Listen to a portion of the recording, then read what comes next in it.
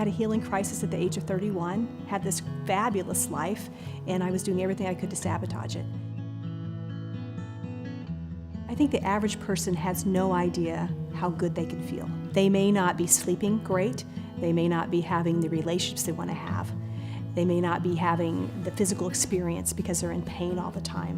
When you turn a lens and you start to shift to look at your body and putting the odds in your favor and looking at the quadrants of well-being, all of a sudden you realize we're all designed to have this amazing life where we get up every morning and we don't have to hit the snooze alarm, where we can move through life without having pain, where we're able to focus and be present with somebody, look them in the eye and be heart to heart with them and feel adequate enough. When I was in chiropractic school, I got the chance to study with Dr. Richard Yenny, and he brought to my awareness these 4 different areas of Chinese medicine, which I've coined the Quadrants of Wellbeing: the mechanical, chemical, energetical, psychological, spiritual. So my view of looking at health and wellness for the last 27 years, my view of looking at the person, when I see somebody, I see this whole person, and I immediately start thinking about how do I put the odds in their favor in each quadrant. So for me, they're intertwined.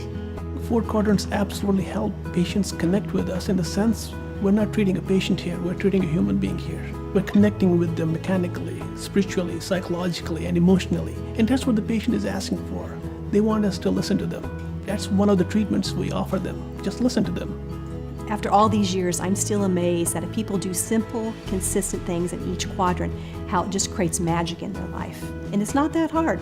It's just taking small changes that can lead to big shifts by putting the odds in your favor.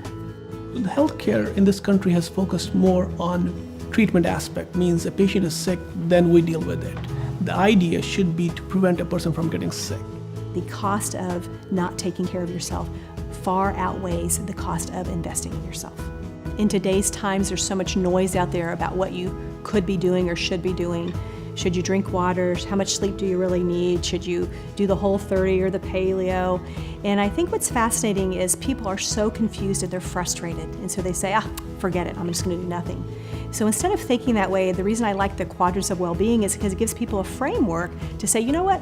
I can take time to have the right sleep posture. I can take time to do 1 minute of exercise. You know what? I can drink water today. Oh, I can be really mindful, maybe take a hot shower, and I can take time to be grateful. So the Quadrants of Wellbeing gives a wonderful, simple, yet consistent framework that you can live your life. And not just when you're 10, 20, 30, it could be when you're 50, 60, 70. It's something you can use the rest of your life. Going back to the 4 quadrants, it reminds me about something that I learned as a child, that prevention is better than cure. So if we focus on, or if we reinforce the idea that it's better to prevent you from getting sick rather than you getting sick and then starting the costly treatment, it's going to help you in the long run. The positive changes can impact their life and their whole family's life. If you are a healthy person, your spouse is also healthy, your kids are healthy, so it can permeate to the whole family and to the whole society. My hope is that as I'm walking down the street, I see more people alive than I see walking around dead. We're in a time right now where when you just walk through, let's say the mall, how many people are truly present and truly feeling and looking alive.